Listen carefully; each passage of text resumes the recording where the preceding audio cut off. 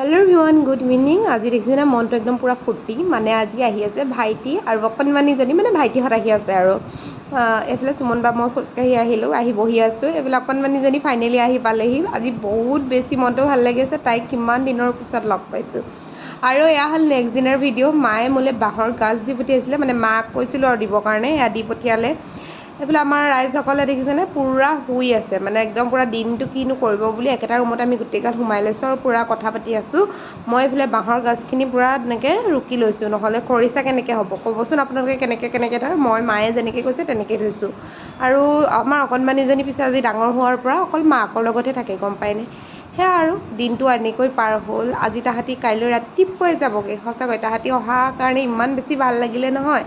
আৰু সেইকাৰণে এই সময়খিনি আপোনালোকৰ লগত শ্বেয়াৰ কৰিছোঁ। সাঁচি ৰাখিছোঁ, ডাঙৰ হ'লে আমাৰ অকণমানিজনীয়ে চাব পাৰিব যে জেঠাইকৰ ঘৰলৈ তাই ইমান অকণমানিতে গৈছিলে বুলি।